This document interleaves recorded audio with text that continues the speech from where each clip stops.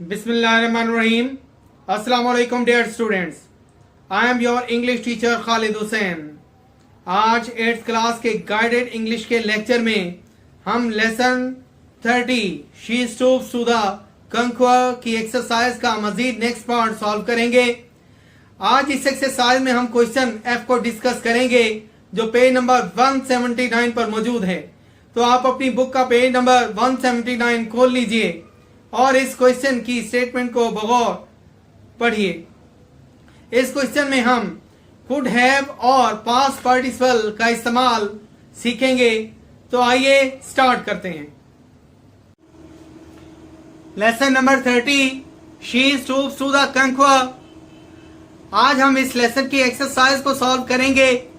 आज हम इस एक्सरसाइज में क्वेश्चन बी को डिस्कस करेंगे जो कि पेज नंबर 179 पर मौजूद है। तो आप अपनी बुक का पेज नंबर 179 खोल लीजिए। आइए इस क्वेश्चन की स्टेटमेंट को पढ़ते हैं और इसे सॉल्व करते हैं।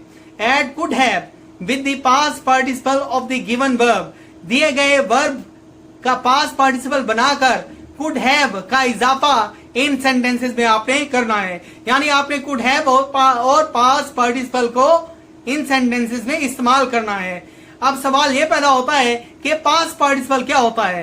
तो बेटा वर्ब की थर्ड फॉर्म को पास्ट पार्टिसिपल कहा जाता है। जैसे गो का पास्ट पार्टिसिपल होगा गॉन। ठीक है बेटा।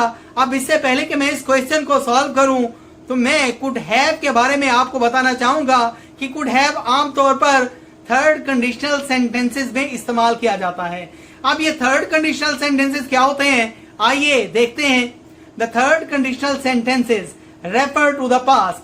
थर्ड कंडीशनल सेंटेंसेस जमाना माजी की नुमाइंदगी करते हैं, यानी जमाना माजी की तरफ इशारा करते हैं। जमाना माजी के ये फिक्रात होते हैं। We speculate about situation that happened or did not happen in the past. हम गौर करते हैं, हम अंदाजा लगाते हैं कि किसी किस्म की सूरत हाल माजी में सरंजाम हुई या ना हुई। यानी माजी में किसी किस्म की सूरत हाल के सरंजाम होने या ना होने का हम अंदाजा लगाते हैं या उस पर गौर करते हैं। स्पेक्यूलेट मीन गौर करना। अब ये सेंटेंसेस आम तौर पर दो क्लासेस पर मुश्तमिल होते हैं। एक क्लास मेन कहलाती है, मेन क्लास कहलाती है, और दूसरी सबऑर्डिनेटिंग क्लास कहलाती है।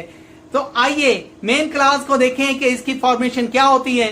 पहले सब्जेक्ट, उसके बाद कुड हैव, फिर पास्ट पार्टिसिपल यानी वर्ब की थर्ड फॉर्म, और सबऑर्डिनेटिंग क्लास इफ के बाद पास्ट परफेक्ट टेंस या फिर बट के बाद सिर्फ पास्ट टेंस इस्तेमाल करते हैं। एग्जाम्पल देखिए।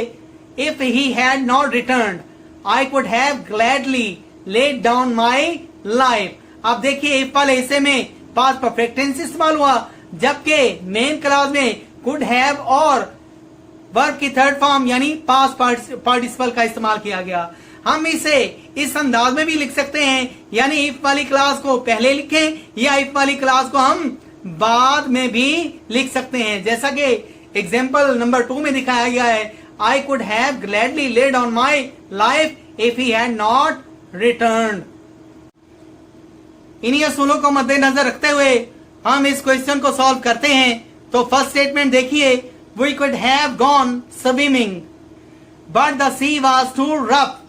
अब इसमें go का हम पास्ट पार्टिसिपल बनाएंगे, यानी इसकी थर्ड फॉर्म यूज करेंगे और इसे could have के साथ इस्तेमाल करेंगे।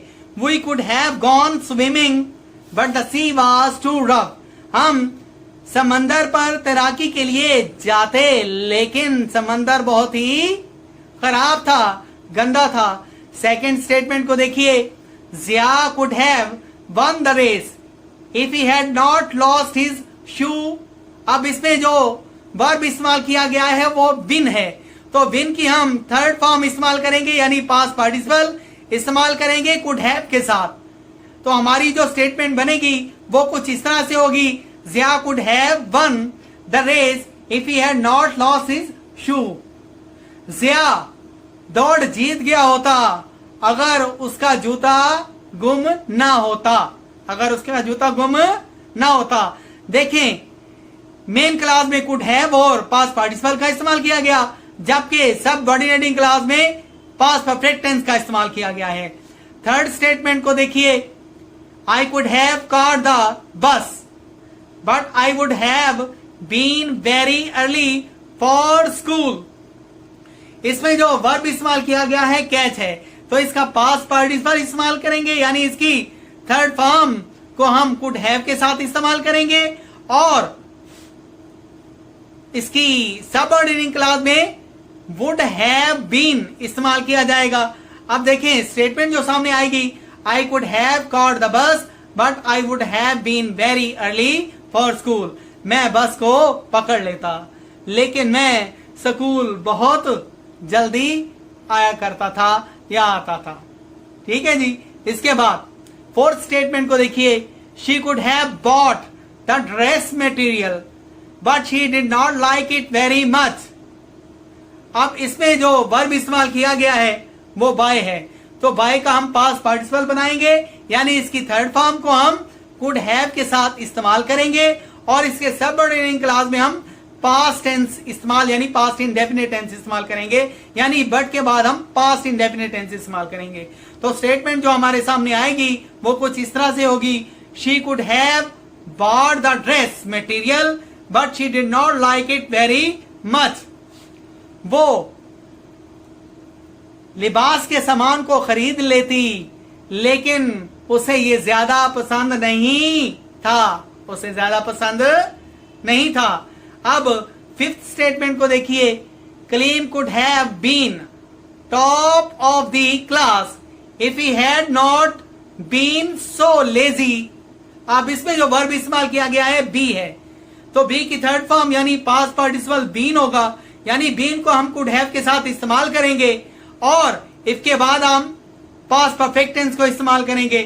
तो इस तरह जो स्टेटमेंट हमारे सामने आएगी वो कुछ ये होगी, Kaleem could have been top of the class if he had not been so lazy.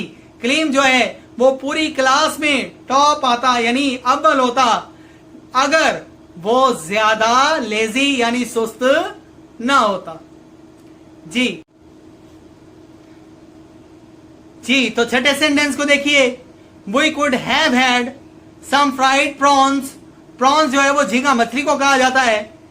For सपर, सपर शाम के खाने को कहते हैं। We could have had some fried prawns for supper if I had remembered to buy them. अब इसमें जो verb इस्तेमाल किया गया है वो हैव है, तो हैव का आप पास्ट पार्टिसिपल बनाएं और पास्ट पार्टिसिपल को कुड हैव के साथ इस्तेमाल करेंगे और इफ के बाद पास्ट परफेक्ट टेंस को इस्तेमाल किया। We could have had some fried prawns for supper if I had remembered to buy them. हम शाम के खाने के लिए तले हुए झींगे तलते, कुछ झींगे तलते अगर हमें इन्हें खरीदना याद रहता, अगर हमें इन्हें खरीदना याद रहता। जी तो अजीज तलबा, ये था हमारा आज का लेक्चर। उम्मीद करता हूं कि आपने इसे बखूबी समझ लिया होगा। इसके बावजूद अगर आपके जहन में किसी किस्म का कोई सवाल हो तो आप मेरे नंबर पर मुझसे राब्ता कर सकते हैं और आप हमारे YouTube चैनल को लाजमी सब्सक्राइब करते रहा करें ताकि इस तरह के मुफीद लेक्चर्स आप तक पहुंचते रहें। Best of luck.